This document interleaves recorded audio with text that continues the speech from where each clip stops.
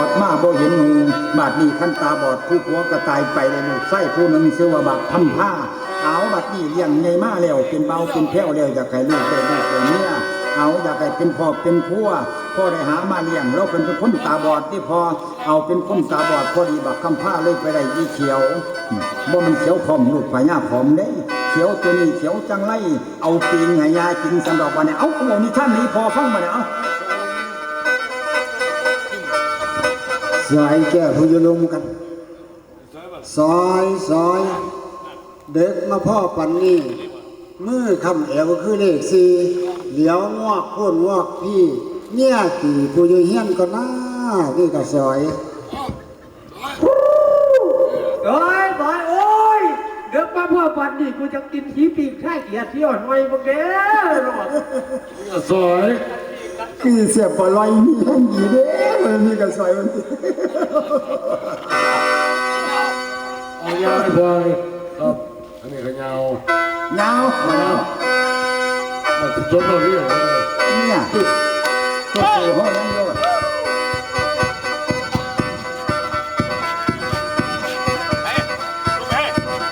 จอดทักทายเห็นเขาเนี่ย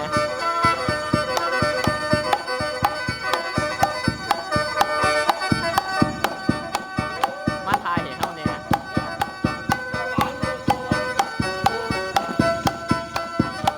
มันจะเคลื่อนนั่นน่ะมันเคลื่อนจะให้มันเคลื่อนแหมให้มันหยุดประมาณมือ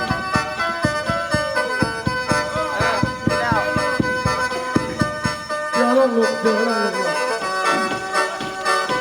โอ้ยสอหอยใส่ล้อมาจับคนกินอาหารกันนะครับก็บอกใส่เก้าอี้เอาบออันนี้มันจับได้ย้ำเดี๋ยวขึ้นตัวเดียวเอาประมาณนี้แหละเ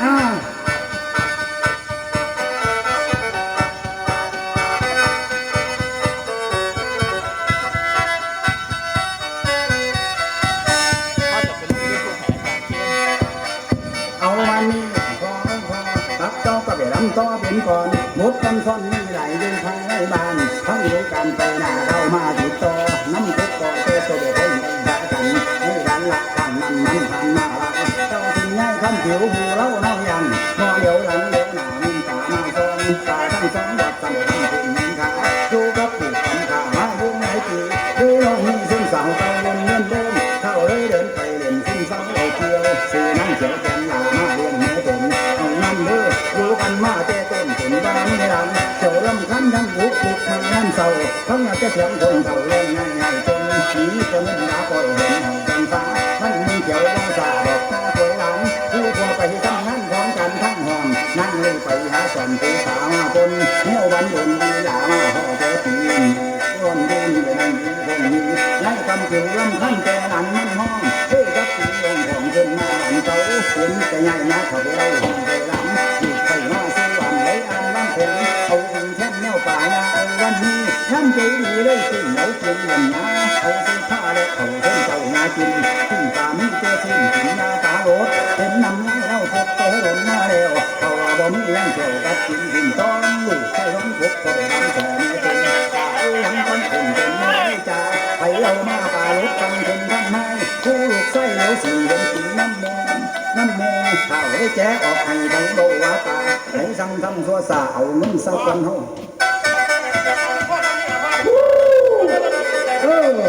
แข่งกันมาควงละเอาไอ้หูไปดินี่จะพีจะหนองหูเดี๋ยวอยู่นี่เพิ่งกันได้กันนี่เดี๋ยวคนอื่นก็จะหัวมาเสียว่าน้ำหูดอกเจ้าเฝ้าร้อยนี้เจ้าเป็นโมชั่นเฮาเจ้าได้ไม่ใช่เจ้าที่สุดของผู้หลายเนี่ยครับเอาเลยตามสบายใจเลยอัพยาใส่เขาเลยท่านขอเสียว่าเจ้าเป็นบ้าแต่เป็นบ้าด้วยกัน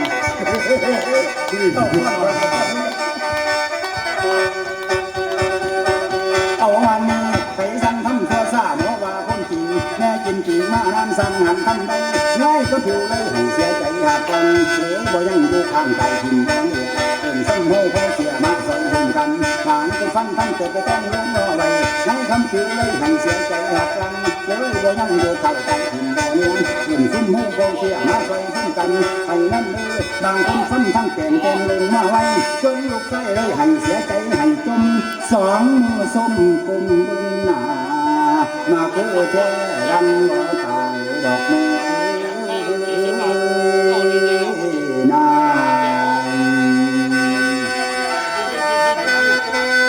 ลูกไผ่เอาปิงให้ยากินตัวว่าปิงปลาปิงสัญญาพนาวายำกับว่าขาดแล้วอีเมียเอ้ยแขวกับว่ามีตัวหมดที่สันแล้วบักคำท่าเลยมาพ่อแม่ยำกินดูแม่เจ้าเป็นเป็นกินปิงพนาวาถ้าโธ่มันจมกูแล้วลูกไผ่เนี่ยค่ะเราก็เลยพวกแก่ตายเหลือใจไหลน้องนั้นบอกนี่เป็นลูกไส้บักคำท่าหำห้องนั่นอีแม่สันแล้ววันนี้แล้วว่าแม่เอ้ยแม่แม่นว่าทุกอยากให้แม่ยังคอยอดสาน้องแม่น้องขอท่านมาล้ำได้ใส่ตองมาวางก่อนถึงย้ำน้อมแม่ยังเอาผลผ่าแค่ว่ามาตุ่มย้ำในจุ่มโผใส่จูหนูเท่าแต่อ่อนเยาแม่เอ้ยแม่เลี้ยงลูกมากกะแม่นเจ้าลูกบ่เราลืมเสียดอกแม่เอ้ยแนวน้ำเสียบ่ลืมเข็มยังเอ็มเต็มบ่ลืมใดท่านมันแม่ตายไปลูกสิทำบุญสร้างเป็นทั้งท่านสาวบ้านซอยโอ้ยคนมาอ่อยบ่ให้ห้องให้ใส่บ่เที่ยวเอานั่นเด้อว่าปีห้องใส่บ่ตายเอานั่นเด้อแม่นว่าทุกอยากให้แม่ยังคอยอุตส่าห์เลี้ยงลูกมากกระทนบุกผิดบ่มีมาใจวัดถ้าแม่ตายไป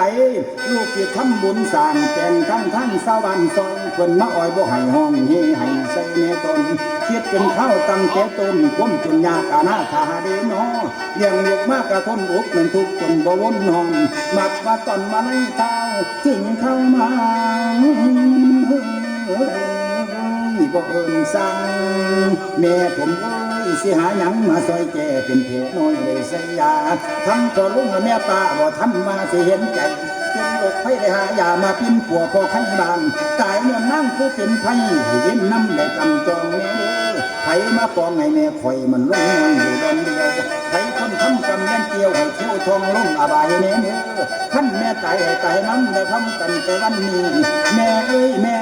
คนดีมีแม่ทำบุญแม่ทำไว้เอาว่าจริงนั่นเด้อคนดีมีแม่ทำไว้เงินปัจจัยไปซื้อที่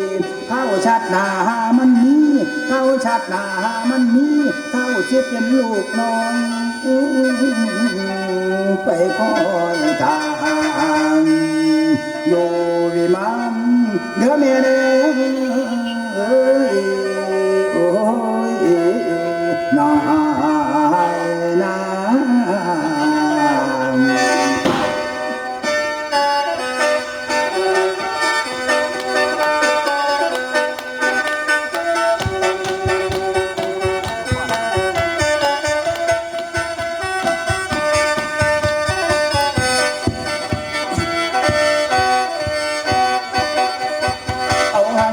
บางคนเอาในฝ่ายทางไม่มาซอยหาเนื้อบางคนคอยเดินหนาเอาบัตรที่ละคนเอาในฝ่ายทางไม่มาซอยบางคนคอยเอาที่เงินเดือดก็จะไปหาเป็นหันผู้เศร้าทั้งนั้นเด้อว่าผู้เศร้าหักลำน้ำใบไรสารทงสาการน้ำยา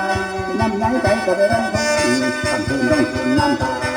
ต้องคืนน้ำตามันดาเวลาแต่นี้กลับไปที่ไหนไม่มีกลับไปที่ไหนไม่มีน้องก็ที่ไม่มีอายอนน้องรู้ฝนไปในเพียงฟังแต่เสียงนกเขาในห้องนั้นสิ